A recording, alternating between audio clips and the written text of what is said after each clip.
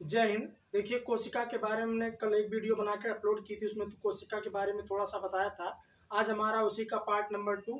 आज हम जो है, कल तो छोटी छोटी बातों को बताया, जैसे सबसे बड़ी क्या सबसे छोटी क्या, उस जो वीडियो का लिंक मैं डिस्क्रिप्शन में दे दिया हूँ, वहाँ पे जाके आप लोग देख लीजिएगा। आज का हमारा है कोशिका के बारे में, कोशिका का पार्ट 2 जो है। आज हम बताएंगे कोशिकाओं के बारे में, मतलब कोशिका के जो अंग होते हैं उसके बारे में आज हम चर्चा करेंगे। तो देखिए, कोशिकांग मतलब कोशिका के अंग हो गया। सबसे पहला इसमें देखते हैं हम कोशिका झिल्ली। तो कोशिका झिल्ली जो होती है जंतु कोशिकाओं में भी पाई जाती है और पादप कोशिका में भी पाई जाती है, जिसको इंग्लिश में कहा जाता है सेल मेम्ब्रेन। ये पादप कोशिका और जंतु कोशिका दोनों में पाई जाती है। साथ ही में ये जो होता है, ऐसे मान लो ये कोशिका हो गई, तो कोशिका के जो बाहरी लेयर होता है, यही जो होता है इसी को कोशिका हम झिल्ली कहते हैं, और ये प्रोटीन का बना होता है। ठीक है। और कोशिका के सभी अंग, जितने भी अंग होते हैं, जैसे माइटोकांड्रिया हो गया, सेंट्रोसोम हो गया, लाइसोसोम हो गया, ये सब जो होते हैं कोशिका के इसी झिल्ली के अंदर रहते हैं। ठीक है। तो ये कोशिका के हमारा पहला पार्ट हो गया, कोशिका झिल्ली। अब देखिए, जंतु कोशिकाओं में जैसे हो गया, जंतु में हो गया कुत्ता हो गया, बिल्ली हो गया, शेर हो गया, भेड़िया हो गया और मनुष्य हो गए और मछली हो गई, ये सभी जो है जंतु को एक कैटेगरी में रखे जाते हैं। इनमें जो कोशिकाएं पाई जाती है छोटी पाई जाती है। ठीक है। इसलिए इनके ऊपर जो होता है सिंगल लेयर होती है, जिसको सेल मेम्ब्रेन कहा जाता है, मतलब कोशिका झिल्ली कहा जाता है। ठीक है। लेकिन पेड़ पौधे जो होते हैं हमसे तुलना में बहुत बड़े होते हैं। ठीक है। तो पेड़ पौधों की जो कोशिकाएं होती है वो भी बहुत बड़ी बड़ी होती है। ठीक। तो उन बड़ी कोशिकाओं के ऊपर एक और लेयर पाई जाती है, ऐसे इस तरीके से। ये मान लो सेल मेम्ब्रेन है, इसके ऊपर एक और लेयर इस तरीके से पाई जाती है, जिसको हम कहते हैं कोशिका भित्ति। यह सिर्फ पादप कोशिकाओं में पाई जाती है। जंतु कोशिका का मतलब जंतु वो होते हैं जो चल फिर सकते हैं, गति कर सकते हैं, अपना सभी काम चल फिर के कर सकते हैं। पादप जो होते हैं जो एक ही स्थान पर रह के अपना सब कुछ कार्य करते हैं, हिल डोल के, खाने पीने का और श्वसन की क्रिया को कुछ एक ही जगह पर करते हैं, तो जो होते हैं हमारे पादप कोशिका होते हैं। जैसे अभी देखिए, ये सेल मेम्ब्रेन की बात हम कर रहे करें अगर, तो जैसे इसी के अंदर सभी पार्ट कैसे होते हैं, जैसे मान लीजिए आप लोग विद्यालय जाते हैं। ठीक है। जो लोग देख रहे हैं विद्यालय जाने वाले होंगे और जो लोग नहीं जाने वाले होंगे, उनके लिए दूसरा एग्जाम्पल दे रहा हूँ। आप लोग विद्यालय जाते हैं, विद्यालय जाते समय आप कलम भी ले जाते हैं, कॉपी भी ले जाते हैं, किताब भी ले जाते हैं, साथ में कुछ ज्योमेट्री बॉक्स भी रहता है, साथ में उसमें टिफिन भी रहती है खाने के लिए, और चीजें तरह तरह की चीजें सब लोग अपना अपना ले जाते हैं। लेकिन वो सब किस में रख के ले जाते हैं? आप एक बैग में रख के ले जाते हैं। तो बैग जो होता है पूरा कवर का काम करता है, उसके अंदर सभी छोटे छोटे पार्ट, जो किताब हो गया, कलम हो गई, पेंसिल हो गई, आपका रेजर हो गया, शॉर्पनर हो गया, स्केल हो गया, ये सब चीजें उसी के अंदर रखी रहती है। तो वही जो होती है, इसी तरीके से कोशिका के अंदर जो होते हैं सभी पार्ट्स इसी कोशिका झिल्ली के अंदर रखे होते हैं। जैसे बड़े लोग जो जो है स्कूल नहीं जाते हैं, उनकी बात करें, उन लोगों का एग्जाम्पल देते, जैसे सब्जी लेने आप लोग जाते हैं, तो आप मान लीजिए प्याज भी लिए, टमाटर भी लिए, साथ में जो आलू भी लिए और परवल भी लिए, सब चीजें लिए। तो आप लोग क्या वो सभी चीजों को क्या दुकानदार एक पॉलीथीन में करके देता है ना, तो पॉलीथीन के अंदर करके देता है। तो जैसे पॉलीथीन के बाहर, तो सभी सब्जियों के बाहर बाहर जो होता है वो पॉलीथीन हो जाता है, उसी तरीके से कोशिका के पार्ट्स जो होते हैं इस झिल्ली के अंदर होते हैं। ठीक। जैसे अभी मान लीजिए अब आप बहुत भारी सामान लेने गए, मान लीजिए एक बड़ा सा कद्दू लेने गए। ठीक। अब वो कद्दू तो भारी है, तो एक पॉलीथीन में नहीं आएगा, तो उसके लिए क्या करते हैं दुकानदार करता है, उसके ऊपर एक दूसरी लेयर लगा देता है। उसी तरीके से, ठीक उसी तरीके से देखा जाए कि कोशिका भित्ति जो होती है, ये कोशिका भित्ति पेड़ पौधों की कोशिकाओं में पाई जाती है। ठीक है। उनके ऊपर उनकी कोशिकाएं बड़ी होती है। जैसे मान लीजिए हम लोग हैं, हम लोग जो है अपनी कोशिका की सुरक्षा कर सकते हैं। जैसे हम लोग कपड़े पहन लेते हैं, हमारे अंदर सभी कोशिकाएं ढक जाती है, क्योंकि पूरे बॉडी में जो है कोशिकाएं पाई जाती है। जानवर हो गए, जानवर के ऊपर बाल दिया रहता है, वो अपने बाल को खड़े कर लेते हैं, जिससे जो ठंडी और गर्मी को रोक सकते हैं, सहन कर सकते हैं। लेकिन पौधों में ऐसा तो कुछ नहीं पाया जाता ना, तो उन्हीं कोशिकाओं को एक्स्ट्रा प्रोटेक्शन देने के लिए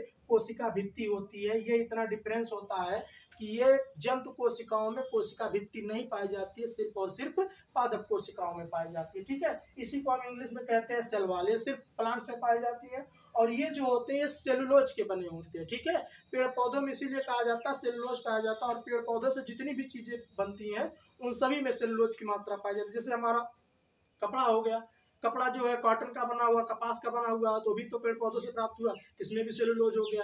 कागज हो गया आपका, जिसपे हम लोग लिखते, राइटिंग करने का काम करते हैं, वो भी लकड़ी से बनाया जाता है, उसमें भी सेलुलोज की मात्रा पाई जाती है। मतलब जितनी भी चीजें पेड़ पौधों से प्राप्त की जाएगी, उसमें अगर आपसे एक क्वेश्चन पूछे, अगर वो जान रहे हो आप पेड़ पौधों से बनाई जाती है, तो उसमें सीधा आप ऑप्शन मारेंगे सेलुलोज का बना होता है। ठीक। अब ये क्या करता है, ये सुरक्षा और आकार प्रदान करने का काम करता है। बाहर है जैसे आप लोग घर में रहते हो तो बाहर बारिश हो रही है तो अंदर आप लोगों को सुरक्षा कौन कर रहा है, आपका घर कर रहा है। उसी तरीके से सेल मेम्ब्रेन और नहीं सॉरी सेल वॉल जो होता है ये इसको पूरा सुरक्षा प्रदान करने का काम करता है, ठीक है। और बात करें लेकिन अभी जैसे ये प्लांट जो थोड़ा सा जीवाणुओं में देख लिया, लेकिन जीवाणुओं में जो होता है ये सेलुलोज का नहीं बना होता बल्कि पेप्टिनोग्लाइकेन का जो होता है जीवाणुओं में बना होता है। और कवक की बात करें तो कवक में जो है कैरेटीन का बना होता है, ठीक। तो ये हो गया। अब दूसरा हम देखते हैं इसके आगे माइट्रोकांडिया है। माइट्रोकांडिया का हिंदी में कहा जाता है सूत्रकणिका, ठीक है।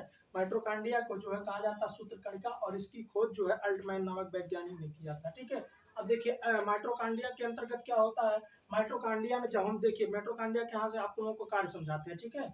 अब ये पहले जो हम लोग श्वसन करते हैं, श्वसन के थ्रू जो ऑक्सीजन को लेते हैं तो ऑक्सीजन जो होता है सभी कोशिकाओं तक ब्लड के थ्रू पहुंचाया जाता है। तो ब्लड के थ्रू पहुंचाया जाता है तो माइट्रोकांडिया के अंदर एक साइकिल चलती है जिसकी खोज क्रेब्स नामक वैज्ञानिक ने किया था, इसलिए उसको कहा जाता है क्रेब्स साइकिल, ठीक है। ये क्रेब्स साइकिल जब चलती है तो उसमें इस क्रेब्स साइकिल के दौरान एटीपी का निर्माण होता है। एटीपी का फुल फॉर्म होता है अमीनो ट्राइफॉस्फेट जो होता है, इसका फुल फॉर्म होता है। और ये साइकिल चलने के बाद क्रेब्स साइकिल चलने के बाद एटीपी का निर्माण होता है और एटीपी निर्माण होते होते जब 38 एटीपी बन जाती है तब उसी से जाके एक ग्लूकोज का निर्माण होता है, ठीक है।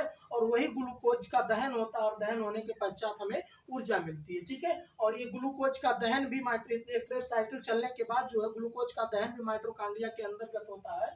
इसलिए जो दहन होने की क्रिया जो होती है पावर हाउस में होती है, पावर हाउस में चलाया जाता है। इसलिए कोशिका के जो माइट्रोकांड्रिया को पावर हाउस भी कहा जाता है और वहीं से जो है हमें ऊर्जा भी मिलती है। इसलिए जो है इसको कोशिका का रसोई घर भी कहा जाता है, मतलब किचन भी जिसको तरीके से कहा जाता है, ठीक है। अब एक बड़ा फेमस क्वेश्चन यहाँ पर पूछता है कि माइट्रोकांड्रिया की आंतरिक दीवारें जो होती हैं, माइट्रोकांड्रिया देखिए कुछ इस तरीके से आपको स्ट्रक्चर देखने को मिलेगा, यहाँ आपको दिख रहा होगा, ठीक है। जैसे इस तरीके स्ट्रक्चर देखने को मिलता है, यहाँ पर ऐसे ऐसे करके रहता है ना, ऐसे ऐसे कुछ रहता है। इसकी आंतरिक दीवारें होती, उस आंतरिक दीवारों को जो है क्रिस्टी कहा जाता है। कई बार क्वेश्चन पूछ चुका है, ठीक है। ये सबसे फेमस क्वेश्चन इसमें भी कहा जाता है कि माइटोकॉन्ड्रिया को पावर हाउस क्यों कहा जाता है। इसीलिए पावर हाउस कहा जाता है क्योंकि वहां पर ग्लूकोज का दहन होता है, ऊर्जा का दहन, ऊर्जा प्राप्त होती है। इसलिए जो होता है कोशिका को पावर, कोशिका को माइट्रोकांड्रिया को कोशिका का पावर हाउस कहा जाता है, ठीक। तो ये हो गया हमारा माइट्रोकांड्रिया के बारे में। वीडियो बहुत बड़ी ना हो इसलिए जो हम छोटा छोटा करके भी लेके चल रहे हैं। जब आप लोग आने लगेंगे, आप लोग देखने लगेंगे अच्छे तरीके से, तो हम इसको थोड़ी सी बड़ी मात्रा में बढ़ा देंगे ताकि आप लोग बोर ना हो, ठीक है। ये तो हमारा आज का हो गया। और हम तो जो है कुछ प्रैक्टिकल भी आप लोगों को लेकर आएंगे। उस प्रैक्टिकल को आप लोगों को क्यों होगा ऐसा, उसको विथ रीजन भी बताएंगे और करके भी दिखाएंगे। तो अगर आप लोग नए हैं तो चैनल को सब्सक्राइब कर लीजिएगा और बेल आइकन को दबा लीजिएगा। और अगर आप लोग पहले से सब्सक्राइब करके रखें तो आप सभी का धन्यवाद है। और आप लोग वीडियो को लाइक जरूर कर दीजिएगा। मिलते हैं नेक्स्ट वीडियो में, तब तक के लिए आप सभी को जय हिंद, जय भारत।